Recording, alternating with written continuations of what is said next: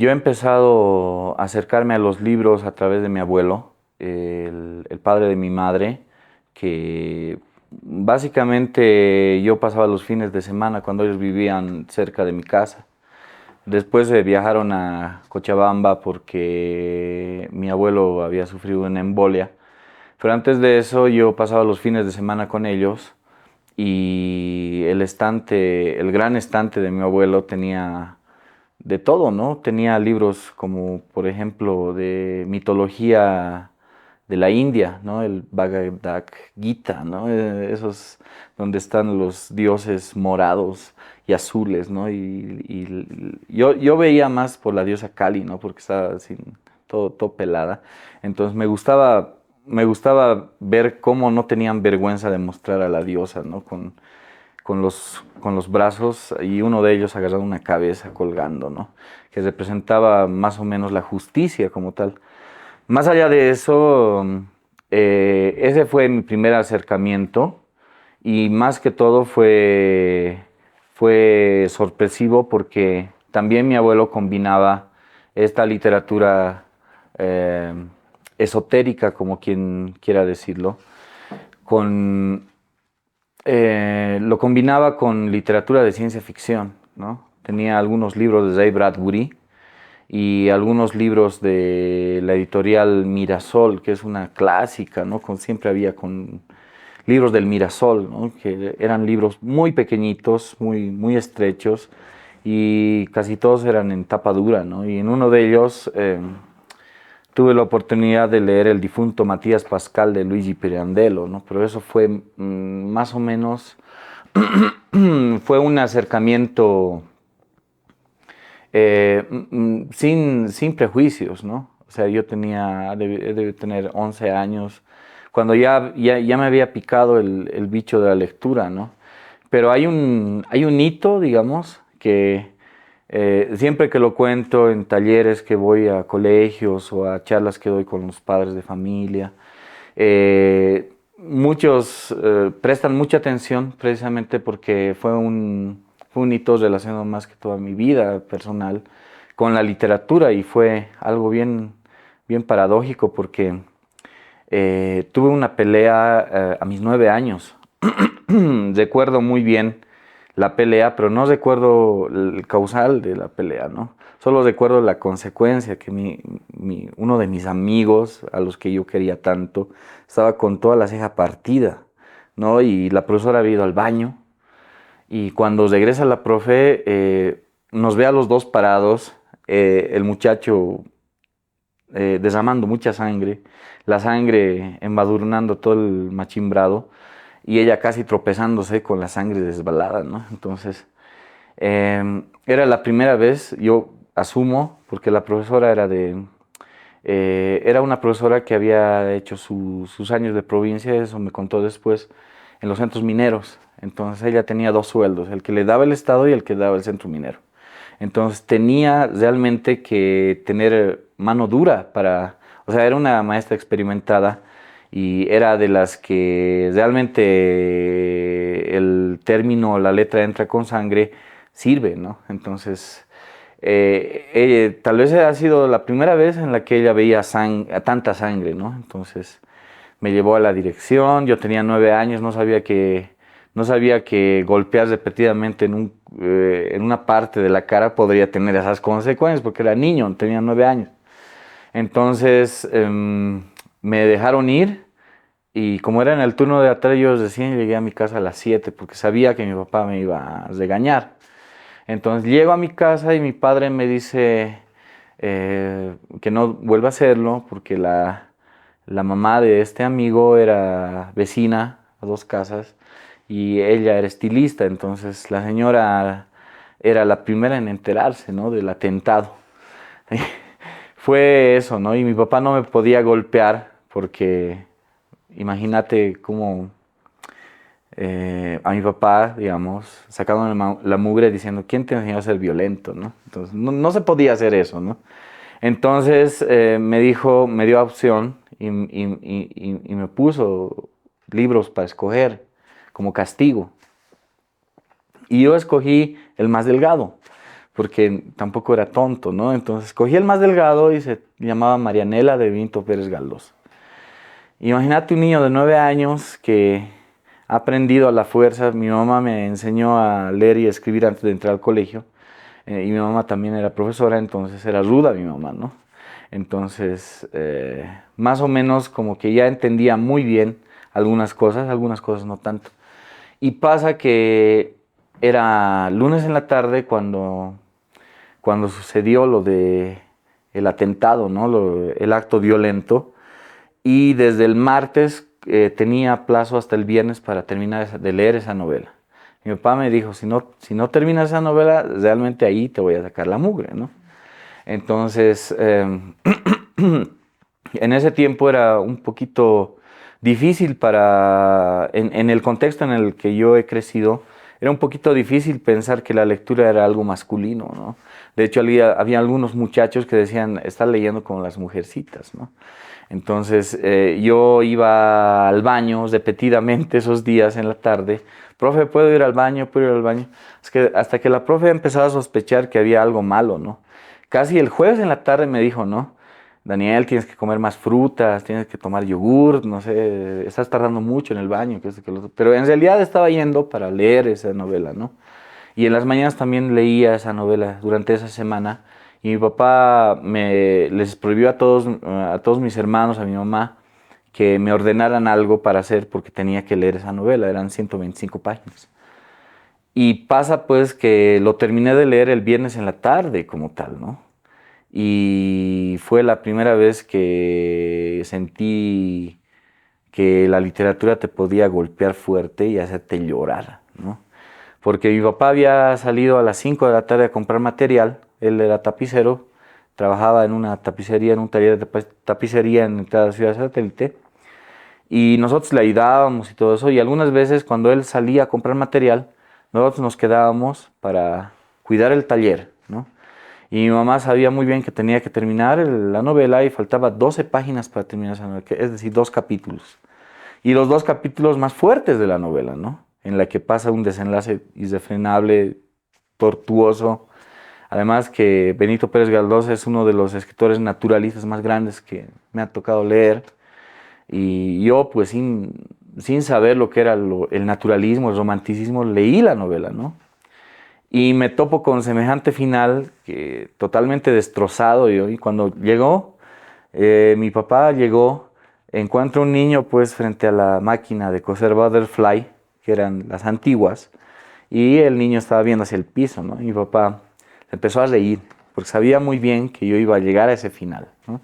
Porque más temíamos nosotros el castigo de mi papá que el no terminar la lectura. El castigo de mi papá es de una generación posterior a una generación que murió de alcoholismo. Casi todos los Averangas, antes de la generación de mi papá, murieron de alcoholismo. O de borrachos los atropellaron, o de borrachos vieron el río en los yungas y dijeron, yo puedo cruzar el río, y borrachos se los llevaba a la corriente, ¿no? O por accidentes, o por cirrosis, o por ataques.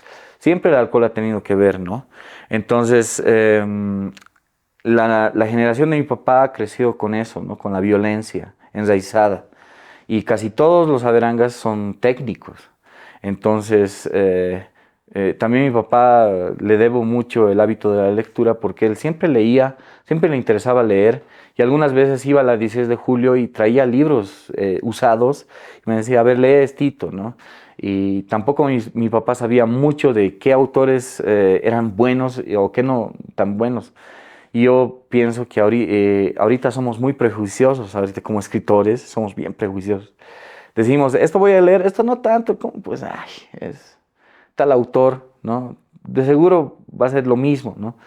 Somos más escogedorcitos, ¿no? Mientras cuando yo era niño no había ese prejuicio. Entonces, era, era como lanzarse al vacío, ¿no? Un nuevo libro. Y eso sucedió, ¿no? Llega mi papá con el material, cuando levanto la cabeza tengo los ojos del ex ministro Romero, ¿no? Así en la cara, todo hinchado, parecía extraterrestre, moreno. Y la cuestión es que se empieza a reír y me dice, ¿qué ha pasado? Y le explico, ¿para qué me haces leer esto, no?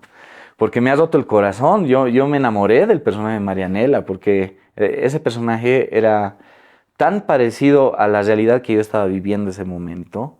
O sea, yo he crecido con la tele, con los medios de comunicación enseñándome que las historias las viven aquellas personas que tienen el color de piel más clara y que están bien saludables, ¿no? Yo he crecido, yo me he criado en un colegio fiscal, un colegio en donde mis compañeros tenían ciertos problemas de nutrición incluso, ¿no? O sea, de hecho sí, casi todos teníamos esos problemas, ¿no? Entonces, Marianela parecía un estereotipo, pero para mí en ese momento un arquetipo, el arquetipo de persona que yo veía cada día en mi colegio, ¿no? Entonces, me enamoré, o sea, me enamoré, realmente me enamoré, porque yo suspiraba cada que aparecía la Marianela, ¿no? Suspiraba, digo. Y lo que le pasa al final de la novela es terrible. Y yo estaba injusto, o sea, estaba diciendo, qué injusticia.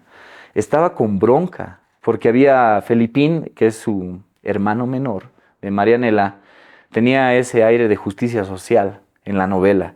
Y él decía, yo voy a ser médico y voy a ayudar a toda la gente, y no voy a ser hipócrita, que esto, que lo otro, ¿no?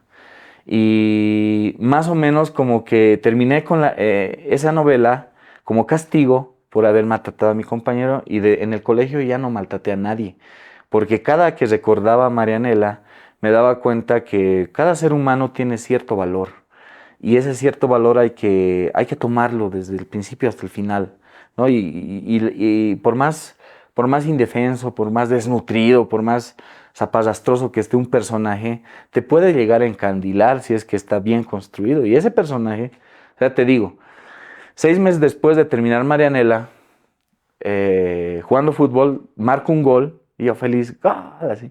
De pronto me acuerdo de Marianela.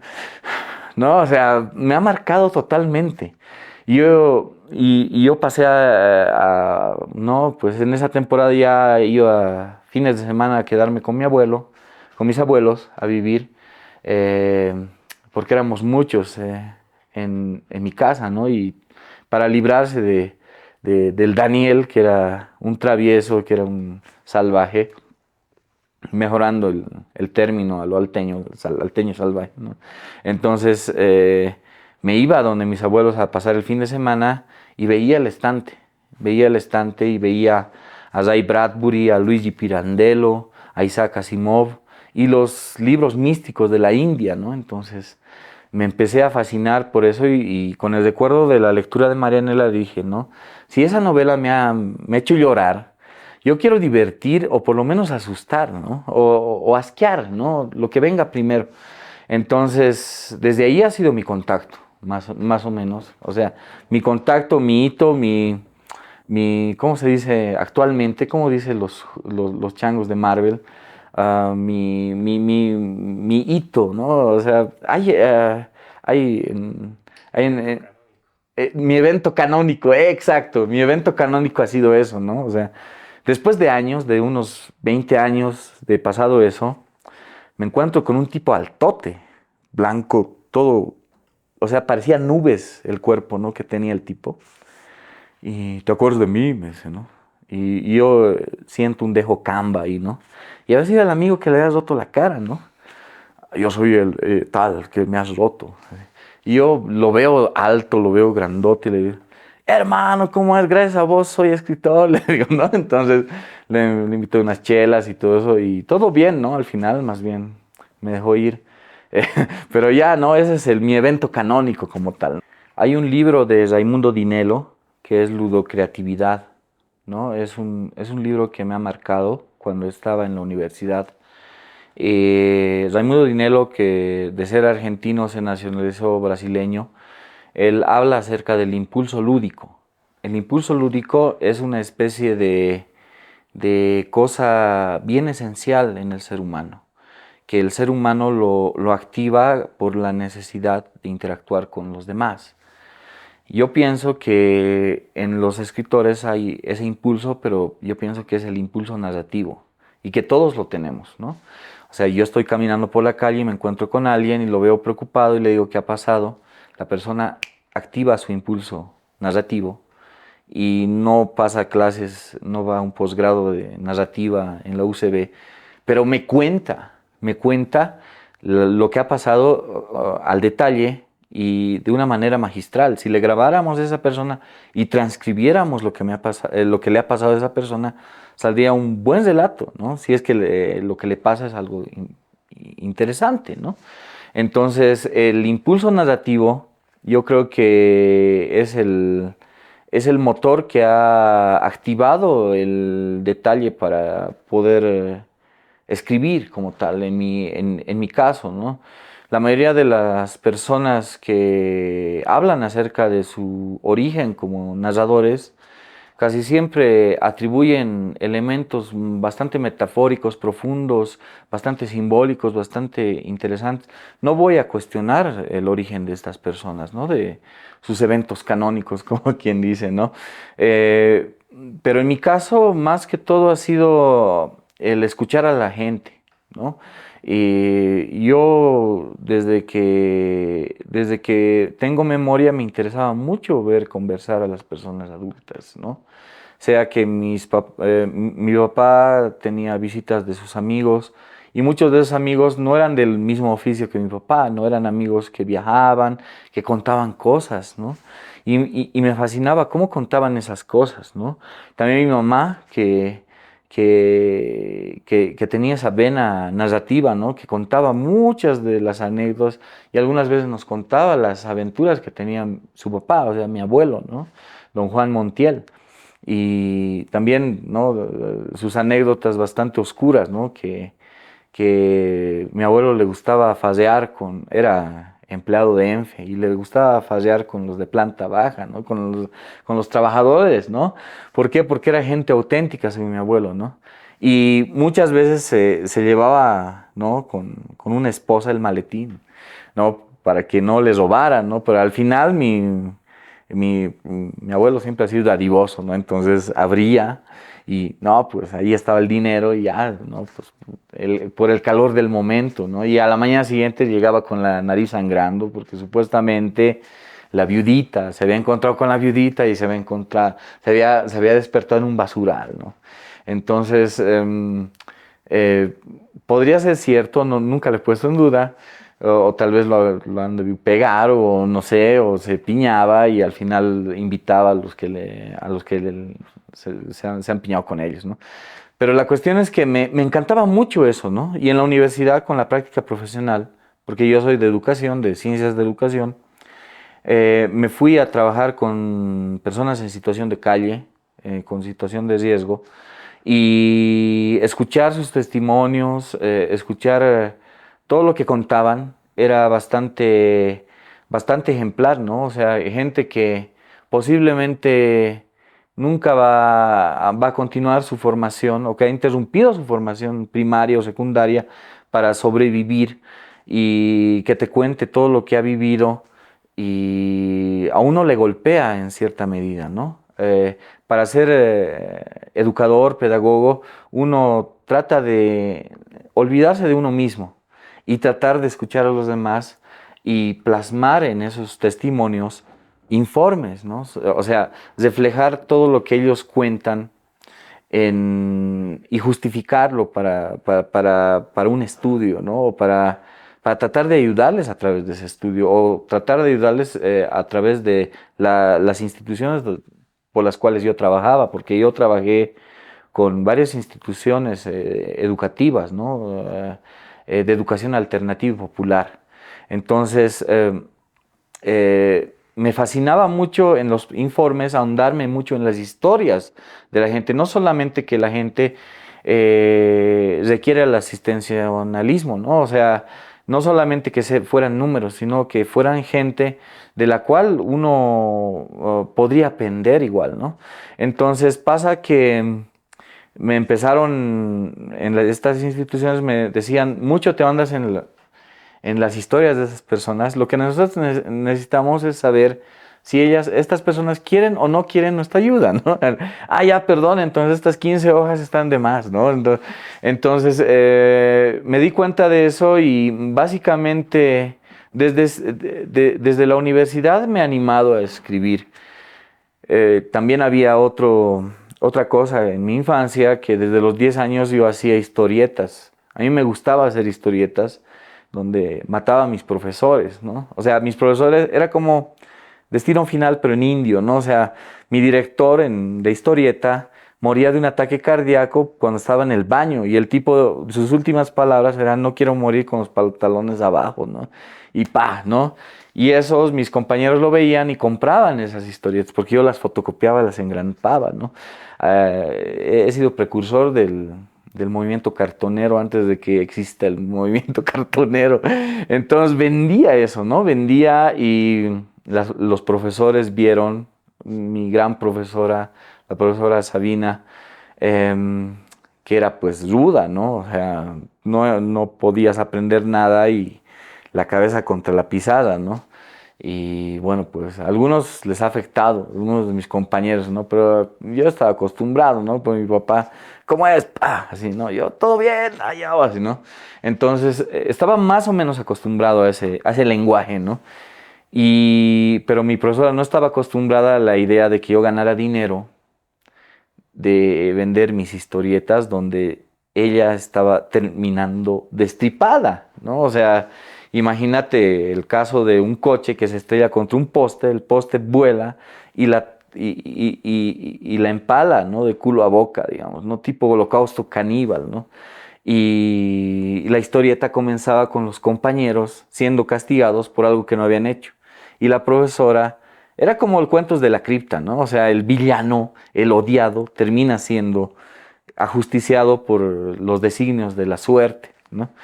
Y he hecho varias historietas de esas, ¿no? El profesor de educación física termina decapitado con la profecía.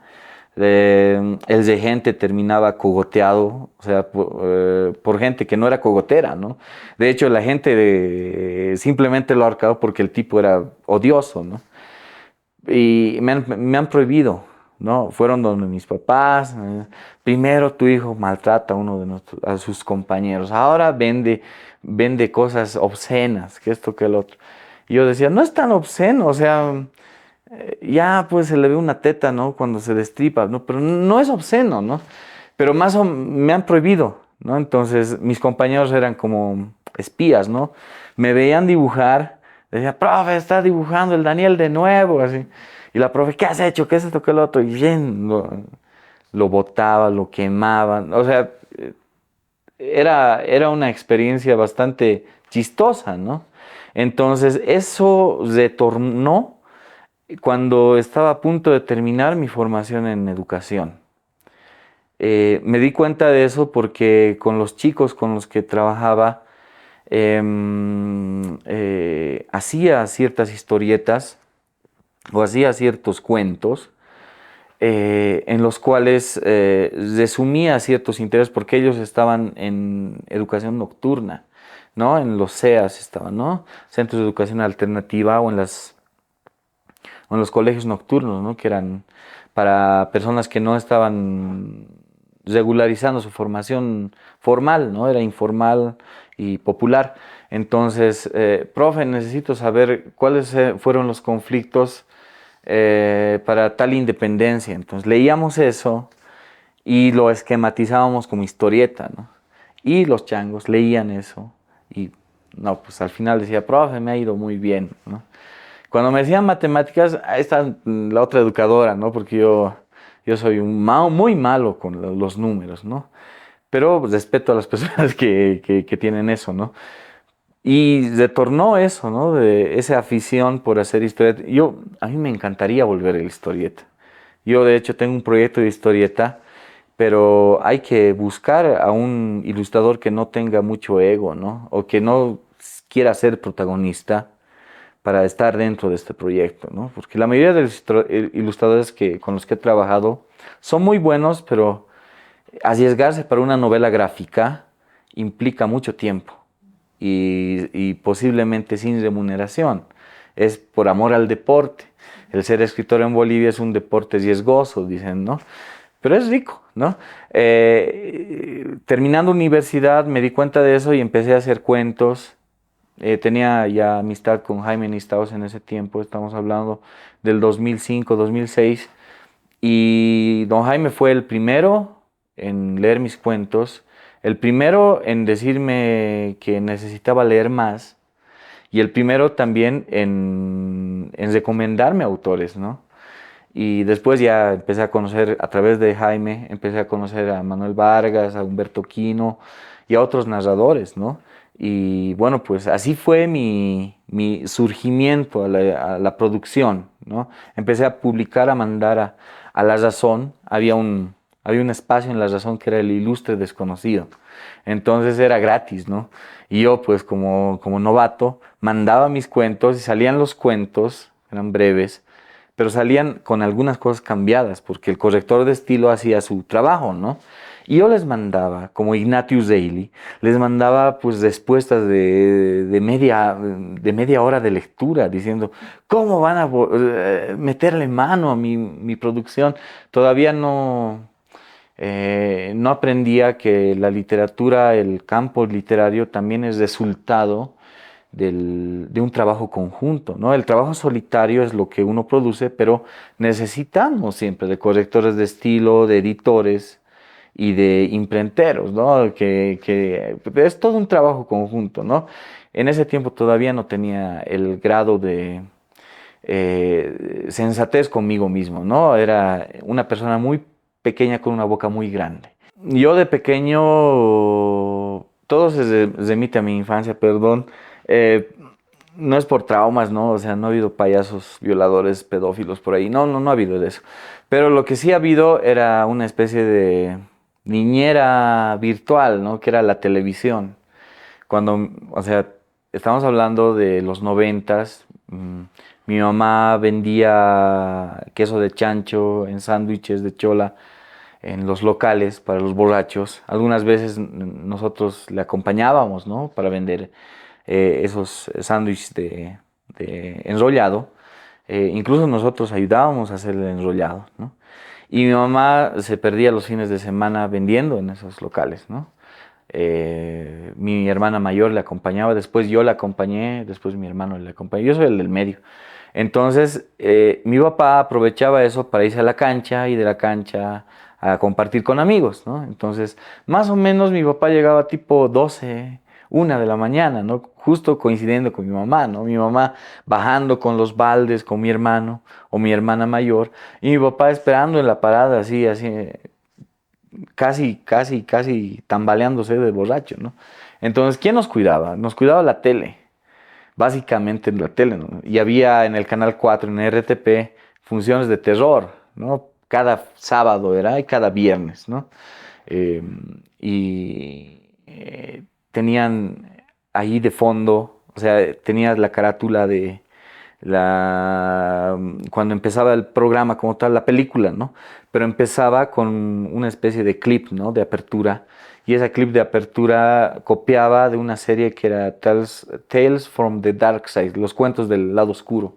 Y había una frase, ¿no? Y es un lugar igual al nuestro, pero no tan iluminado, ¿no? Y ahí aparecía, ¿no? Funciones de terror, ¿no? Y digamos, si daban un sábado pesadilla en la calle Elm, el siguiente sábado daban la continuación hasta terminar la franquicia, ¿no? Y la masacre de Texas hasta la 3, ¿no? Y Psicosis hasta la 3, ¿no? Cada sábado, ¿no? Y nosotros esperábamos ansiosos, ¿no? Bueno, los hermanos que estábamos, los más funcionales eran mi hermano mayor, el Pablo, y yo, ¿no? Después mi hermana menor estaba todavía bebita y dormía, ¿no? Entonces nosotros veíamos las películas, ¿no? Y nos aficionábamos. Entonces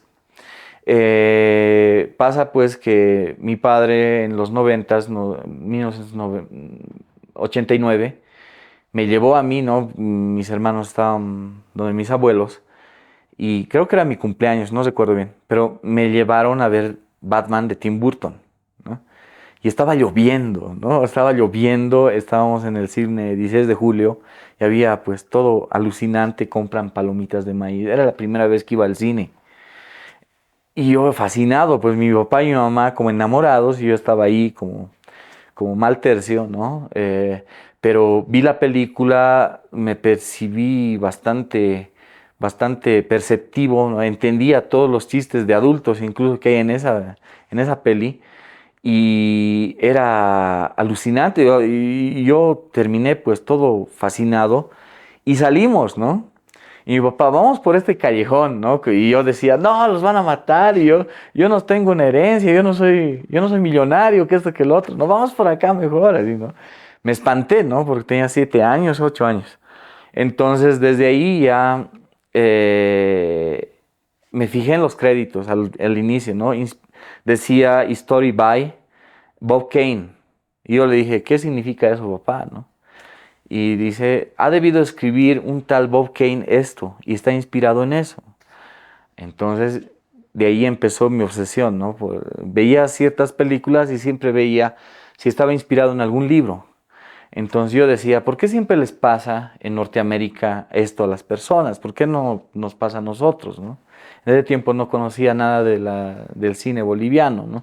Después ya a finalizar la adolescencia empecé a ver las inmensas, hermosas películas que hemos hecho, que han hecho el grupo Camao, ¿no? Pero más allá de eso, y pasó pues de Batman a Drácula, de Francis Ford Coppola. Y ahí decía, de Bram Stoker, Drácula, ¿no?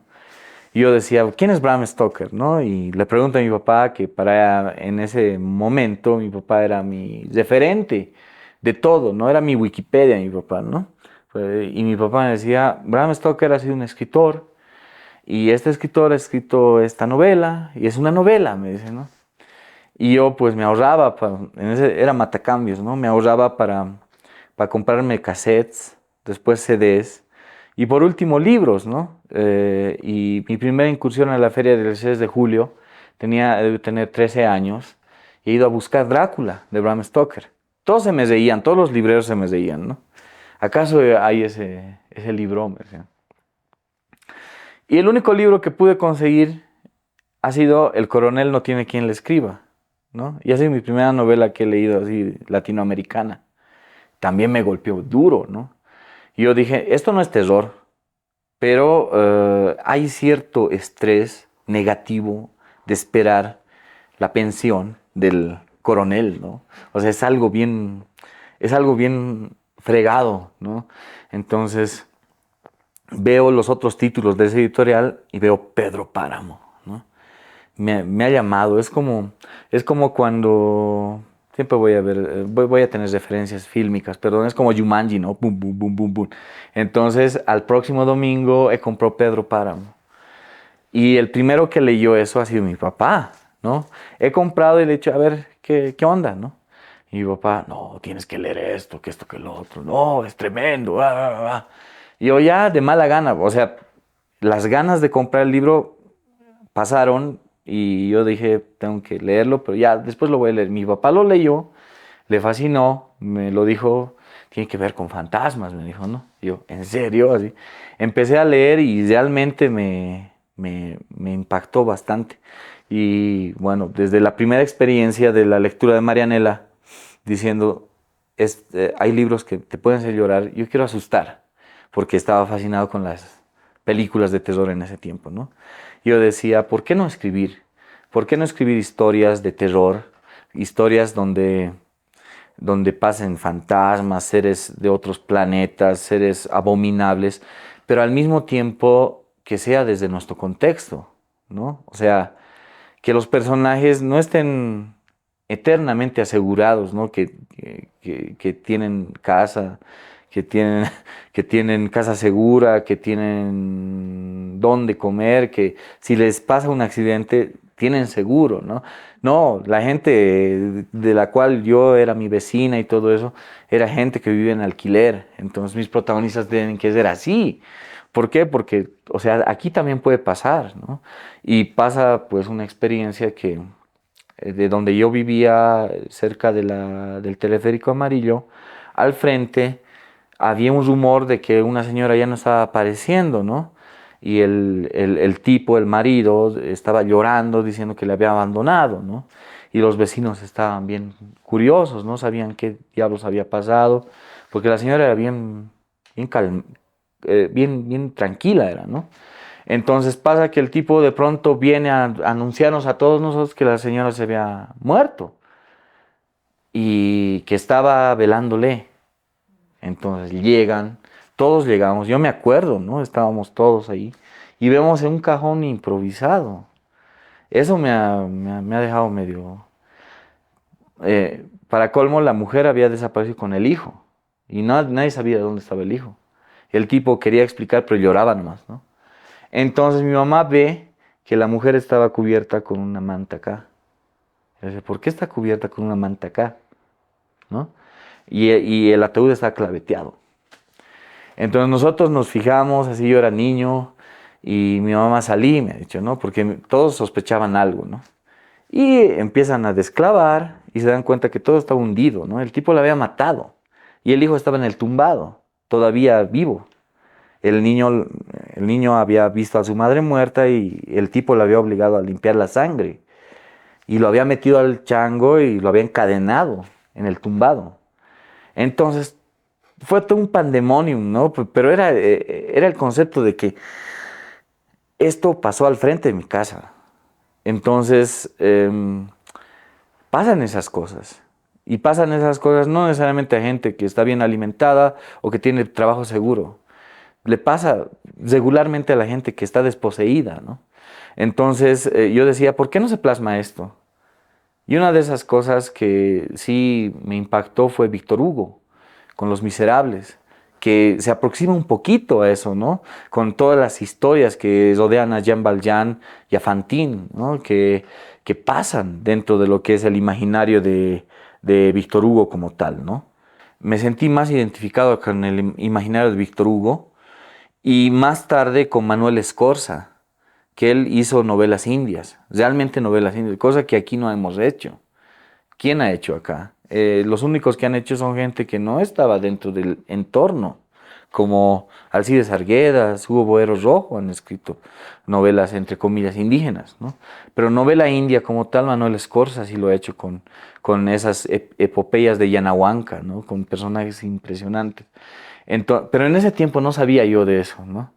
Sí, entonces yo decía, tengo que escribir sobre esto, no tanto por alimentar el morbo de la gente, sino por demostrar que estas cosas también pueden pasar. En La Puerta, muchos de los niños que están involucrados en esta situación, en esta novela, son niños que son hijos de personas que trabajan para el alquiler.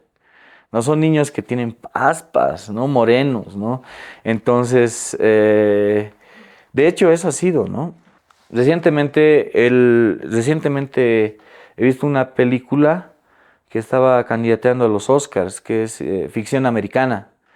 Y me he sentido muy identificado, pues, porque el personaje no quiere escribir sobre pornomiseria, pero termina siendo una parodia de la pornomiseria y terminan tomándole en serio, ¿no? Entonces, es bien curioso porque mucha de la gente que me ha leído me ha dicho, o sea, o por lo menos los que toman mi producción en cierta medida en serio, me han dicho que les ha fascinado el hecho, o por lo menos les ha interesado, les ha parecido interesante el hecho de que los personajes no se desarraigan de su realidad cuando les pasan estas cosas, ¿no? Me parece que si bien se enfrentan contra un vampiro, esta gente tal vez puede estar con ropa comprada de las 10 de julio, ¿no? O sea, puede pasar, ¿no? O sea, no necesariamente hacer caricatura de los personajes, ¿no? Sino tal vez de presentar a los personajes como tal. Hay muchas historias que he escuchado a lo largo de los años de gente auténtica, que no son estereotipos, que si uno lo plasma puede escribir historias de terror. Y la elección ha sido esa, ¿no? La elección ha sido, ¿por qué no? ¿No? ¿Por qué no contar historias que pueden suceder en Springwood, en Desi o en Whitechapel, ¿no? Pero que también pasan en la Ciudad del Alto, ¿no? Esta experiencia que te digo de la señora asesinada y del niño en el tumbado nos impactó totalmente, a todos, ¿no? Porque hubo semilinchamiento. El niño dónde estará, yo no sé qué ha pasado con ese muchacho. Y las ganas de escribir eso me hubieran gustado escribir eso, pero en cierta medida siento esa mala vibra del Víctor Hugo Vizcarra, ¿no? Ser infidente también, ¿no? Pero, o sea, mi elección del género de terror y el género de narrativa ha sido particularmente demostrar que se puede escribir este género desde esta realidad. Esa es básicamente mi respuesta eh, superficial, ¿no? De lo que se me ha formulado ahorita como pregunta. Me impactó mucho un libro de Ander Izaguirre que habla sobre Potosí. Y hay cierto pasaje de este libro en el cual, o sea, estaba bien apasionado yo leyendo, qué rico, este cuate tiene talento, que esto, que el otro, y casi lo mando a la mierda, digamos, ¿no? Virtualmente, ¿no? Espiritualmente, ¿no? Mi chakra yendo a patear las bolas de este tipo, porque decía que las tucumanas eran empanadas fritas, digamos, ¿no? O sea, yo decía, ese término no está tan bien que digamos, ¿no? Y en ese momento yo dije, mm, quién debería y quién no debería. No somos la policía de quién puede escribir sobre qué. No, o sea, sí he visto que hay gente que escribe sobre el alto eh, y escribe lo que puede, ¿no? Y escribe con cierto grado de respeto, pero también qué es escribir al alteño, ¿no? Hay libros sobre esencialismo o fenomenología que hablan acerca de la perspectiva, ¿no? De construcción de los personajes a partir de qué es lo que conoces o qué es lo que desconoces de esta gente, ¿no? Como ejemplo tenemos, ¿no? Hay algunos cuentos, unos dos cuentos de Giovanna Rivero, en donde los personajes salteños parecen pues los personajes de Calimán, esos aborígenes que están ahí, ¿no? El Coticocura del judío errante, ¿no? Que es un tipo semi animal que siempre está con coca, ¿no? O la perspectiva de la construcción del alteño como, como alguien rebelde, como alguien que siempre habla con justicia social y siempre habla desde la herida, ¿no? Siempre habla con, no lloro, nomás me acuerdo de la India María, ¿no? O sea, siempre está esa construcción bien estereotípica, ¿no? O el hecho de hablar del alteño como alguien que es chistoso o peligroso, ¿no? Entonces yo decía, ¿por qué? O sea, está bien, es como nos ven, ¿no? Nos ven de una manera peligrosa o de una manera chistosa. Yo recuerdo que me habían invitado por una revista de crónicas para hablar sobre el Alto. Yo decía, ¿por qué no puedo hablar sobre cine noruego? ¿Por qué no puedo hablar, no sé, sobre lo chistosos que son ciertos jailones o de la clase media? ¿O por qué no puedo hablar de los políticos que siempre nos gobiernan sin que nosotros los conozcamos realmente? ¿No? ¿Quién les da derecho a estos tipos de gobernarnos? ¿O quién les da derecho a cierta gente de hablar sobre nosotros? ¿No? Entonces, ¿por qué? ¿No? ¿Por qué tenemos que obedecer o leer a ciertas personas? ¿No? Y ese es el detalle que me ha empujado para escribir Clave de Sol, ¿no? ¿Por qué Clave de Sol? Porque la palabra sol es un acrónimo de sujetos, objetos y labores, ¿no? O sol sol como un motor que ilumina, digamos, esta realidad que muchos la asumen. Eso es lo que no me agrada mucho, ¿no? Y a lo largo del tiempo he visto, ¿no? O sea, por ejemplo, en quién mató a la llamita blanca, la carretera vieja le dicen ciudad satélite, ¿no? Y le dicen cruce Villadela a Camino a Viacha. Yo dije, ¿quién? Solo alguien que vive en Virginia y que tiene sobrepeso podría decir esas cosas, ¿no? O sea, pero bromeando, ¿no? O sea, ese desconocimiento. O en American Visa, el último capítulo de American Visa, el alto parece el salvaje oeste, ¿no? Porque al tipo lo maltratan, casi lo matan, ¿no? Y el tipo va a farrear, va a tomar a un bar de Villa Dolores. ¿no? Y en ese bar lo ven todos con miradas hoscas y al tipo lo maltratan por sacarle dinero, ¿no? Entonces, esos, esas leyendas, ¿no? De que si vas al alto, es como la frase de Ridley Scott, ¿no? En el alto, nadie puede escuchar tus gritos, ¿no? O sea, que es peligroso, que esto, que el otro. Es una especie de construcción bastante ridícula y sin embargo sigue siendo explotada, ¿no? Sigue siendo explotada. Hay un cuento que es Atomito de Liliana Colanzi. Si bien es un cuento que me gusta mucho en el aspecto de la construcción lingüística del cuento, me parece que sus personajes son bien caricaturescos, ¿no? Que hay un personaje que parece la Albertina Sacaca, pero en realidad virtual, digamos, ¿no? O que diga, ¿no? Volveré y seré neutrinos, por lo menos que diría volveré y seré neutrones, ¿no? O sea, neutrinos, no sé, pero la cuestión es esa, ¿no? El estereotipo, los lugares comunes, que se siguen consumiendo con cierto respeto. Hay otro libro que es Altopía, de Joaquín Cuevas y Alejandro, ya no me acuerdo el apellido del guionista, pero básicamente es ver a la ciudad del Alto como un lugar donde puede filmar Bollywood, digamos, ¿no? O sea, bastante lleno de clichés, ¿no? Y en cierta medida la historia está bien de Altopía, pero ciertamente no me gusta el hecho de que hablen del Alto y que no vayan a compartir una sopita de fideo al Alto, ¿no? O sea, o que para ellos la ciudad del Alto significa las choritas cachascanistas, o que signifique que la ciudad del Alto solo es una ciudad donde cuando hay algún conflicto político, los últimos muertos siempre van a ser los del Alto. O sea, gente que habla del Alto, pero nunca se toma el tiempo para pasear por el Alto.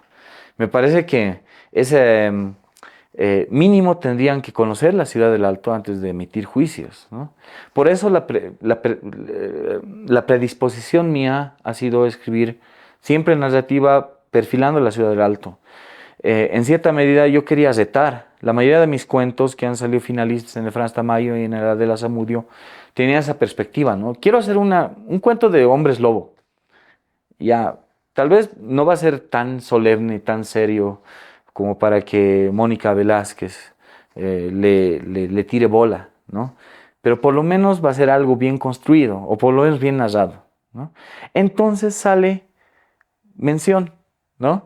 En el Adela Zamudio. Yo digo, no está tan mal. Entonces seguiré molestando. O sea, el verbo joder, ¿no? El verbo joder. Mi oficio es joder. Hacer que ciertos argumentos inverosímiles también puedan ser válidos para la lectura. A mí, sinceramente, yo te digo, muy poca gente del ámbito literario me va a leer, porque se basan más en mi personalidad en redes sociales.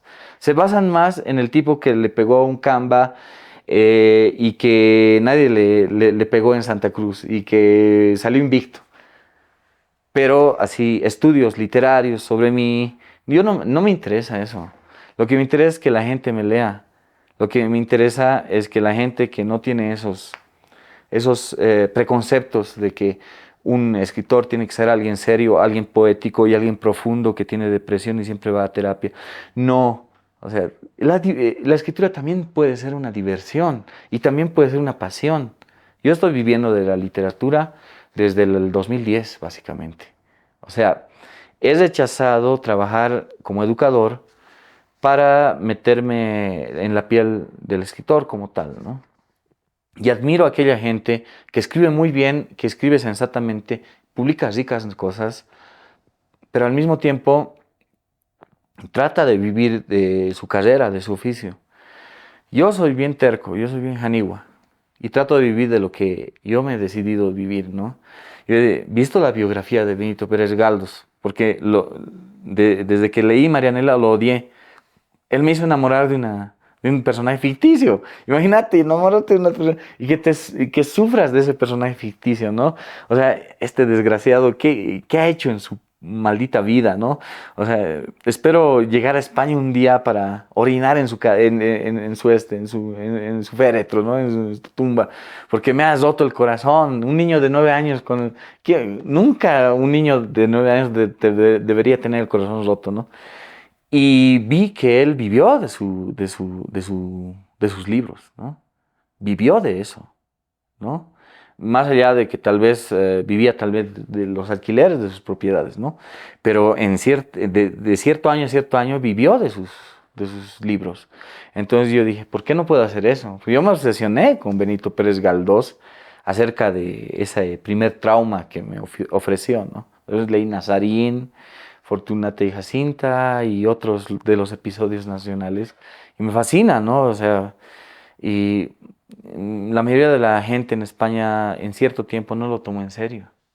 Y yo básicamente escribí Clave de Sol con esa finalidad, no tanto para hacerme el He-Man, ¿no? Recuerden amigos, no tienen que ser discriminadores, no, sino básicamente escribí Clave de Sol para demostrar que en el Alto también se puede contar con buena literatura sin el asistencialismo, sin la condescendencia y sin la pornomiseria. Crispín Portugal, podemos hablar del Crispín, ¿no? El Crispín después del Beto Cáceres, ¿no? Que han hecho un trabajo impresionante desde la hierba mala cartonera. Hay el cuento de la 16 de julio del Beto, creo que es, ¿no? Sí, o de la línea del Aldo Medinaceli y de la línea de Minibús, que también es un cuento alteño, ¿no? Entonces, básicamente, quien pueda escribir del Alto, que escriba, pero mínimo que se pasee un ratito sin pensar que le van a violar a la vuelta de la esquina, ¿no? O sea, es que yo hago lo mismo o trato de hacer lo mismo que hacía, que hacía el director de Amarcord de la Fellini, ¿no? Trato de hacer lo mismo, ¿no? O sea, Fellini lo que hacía en Amarcord era mostrar el concepto de la aldea universal, ¿no? Que puede suceder en cualquier parte del mundo. Giovanni Guareschi también lo hace, ¿no? Con la saga de Don Camilo. En un pueblito está el sacerdote católico, creyente de Dios, y el comunista totalmente quema iglesias, ¿no? Más que metal noruego, digamos, ¿no? O sea, y están viviendo en cierta fricción eterna, ¿no? Pero eso puede pasar en cualquier parte, ¿no? ¿Por qué no hacer, o por qué solamente pensar que en el Alto hay rateros que roban celulares, cogoteros que te entierran con boca abajo en la cumbre, o cholitas cachascanistas, o empleadas del Loner francés? ¿Por qué? No necesariamente en el Alto puede haber alucinantes historias. La Puerta es una demostración de eso. La Puerta la he escrito precisamente para demostrar que puede suceder eso en la ciudad del Alto. Bueno, por más de que sea pues Lovecraftiano y todo eso, ha sido mi gusto, ¿no? Y yo he dicho, quiero que sea de la ciudad del Alto esta historia, ¿no? Y me enorgullece mucho que haya escritores como Luis Raimundo Quispe, o como Cuya Reina, o como Oscar Coaquira, que escriban conscientes de que quieren mostrar que también en la ciudad del Alto pueden suceder estas cosas, pero sin prostituir la imagen del Alto o de su gente, ¿no? Se está escribiendo mucho, no necesariamente bien. Necesitamos autocrítica. Eh, Como te decía, la mayoría de las personas tienden a, tienden a encajonarnos, ¿no? O sea, no, eres amigo de tal o eres amigo de cual. Yo quiero repetir, y me enorgullece eso, yo quiero repetir lo que decía Rodrigo Urquiola, que soy parte de la Bolivia morena que está escribiendo, ¿no? Y me parece bien acertado lo que dijo Urquiola. Y esa Bolivia morena también está haciendo escuela y está tratando de ser objetiva. Algún amigo, algún amigo que escribe muy bien, me dijo, ¿no? Me parece que no eres tan objetivo, me dice, ¿no? ¿Por qué le digo, no? Porque alabas muchas obras, pero nadie te alaba a ti. Y yo dije, bueno, pues es que yo no necesito la aprobación de terceros. Yo ya me he dado cuenta desde que he empezado, que hay ciertas roscas, que hay ciertos movimientos literarios o movimientos publicitarios, ¿no? De ciertas editoriales que también son nobles, ¿no? Desde sus límites son nobles, que soy o muy indio o muy moreno o muy no tanto como ellos están buscando, ¿no? O sea, estoy en la escala Pantonel en la última, ¿no? Y ellos están acá, ¿no? Entonces, más allá de que haya publicado en ciertas editoriales que muchos autores se morirían por publicar dentro del panorama provinciano boliviano, ¿no? Entonces, yo he publicado en ciertas editoriales y estas editoriales no van a volver a publicarme, yo soy consciente, también porque yo soy pues mi propio personaje, ¿no? Pero tampoco necesito esa aprobación. Yo digo a este amigo, es que no necesito esa aprobación. Yo pienso que la literatura, la narrativa, el arte de narrar no tiene monopolios, ¿no? Y yo he encontrado alucinantes escritores hoy en día que sí necesitan crecer también y bueno, pues también corres el riesgo, ¿no? Si les dices, estás bien, pero necesitas esto, corres el riesgo de que ellos levanten la bandera de, ¿sabes qué? ¿Quién te ha preguntado? ¿No ve? O sea, entonces, no, pero desde la perspectiva de la construcción narrativa, me he sorprendido con autores como Bernardo Ayala, que ha escrito dos novelas desde Editorial Nuevo Milenio, una que es Imperio Salvaje y el otro es Los Nombres del Fuego. Me parece que Bernardo es un descubrimiento y es una apuesta impresionante. Bernardo escribió algo bien paseño y su segundo libro parece algo sacado de George R. R. Martin, porque es otra realidad, es bien realismo del medioevo, ¿no? Es una historia totalmente separada de su primera obra, o sea, son dos cosas totalmente distintas, ¿no? Es como encontrar que te impresiona que sea del mismo autor esos dos libros, ¿no? Después está Erika Cejas, que me parece impresionante también, es una gran autora de narrativa infanto-juvenil. Después César Herrera, ¿no? Que ya tiene lo suyo. Mariana Ruiz también. Rodrigo Urquiola, ¿no? Pues no, obviamente, ¿no? Se tiene que mencionar a Rodrigo Urquiola. Luis Raimundo Quispe, Cuya Reina. Me parece que lo nuevo que publique la Cuya Reina va a romper. Lo único que le pido es que elija bien una editorial digna, ¿no? O sea, una editorial que realmente tenga un buen editor, ¿no? Un editor de verdad, ¿no? No solamente alguien que le guste cobrar, digamos, 70 pesos por un libro pequeño, ¿no? Que también llegue al público eso, ¿no? A mí me fascina que viene gente que me dice, yo he leído esto hace 7 años, me dicen, ¿no? Y quiero o sea, ¿no? Por un libro me compran los otros, ¿no? Porque yo vivo de esto, ¿no? Entonces, o trato de vivir de esto, ¿no? También vivo de corrección de estilo. Y me gusta mucho que hay gente entusiasmada por estos nuevos narradores, ¿no? Hay gente entusiasmada y me parece que estos nuevos narradores merecen no encasillarse en ciertos círculos, porque si responden a ciertos círculos, tal vez ya cataloguen el prejuicio de los demás, ¿no? Los demás dicen, no, se ha juntado con tal persona, entonces mal escritor. No, hay mucha gente que escribe y que es del círculo, entre comillas, de Homero Carvalho, digamos, que mucha gente por el Homero deja de leerlos a ellos, ¿no? Entonces, este panorama es bastante vasto, bastante presuntuoso y pretenso, que son distintas cosas, ¿no? Pero hay valores, ¿no? Hay muchos valores que hay que rescatar. A mí me gustaría mucho que la gente deje de basarse en los prejuicios y se aventure a cada autor como si fuera a lanzarse a la piscina sin saber la profundidad de la piscina, ¿no? Se van a sorprender. Yo siempre voy a hablar de los que me han fascinado y de los que me siguen fascinando. Yo sigo pensando que Bernardo Ayala, o sea, es una promesa Es una promesa ya vigente, ya cumplida. Solo falta el público, ¿no? Que desestabilice esas cáscaras, que no, si publican en tal editorial o con tal gente son así o son así. Básense básicamente en los trabajos de ellos, ¿no? Está, como les dije, ¿no? Luis Raimundo, Óscar Coquire y Cuya Reina desde la ciudad del Alto.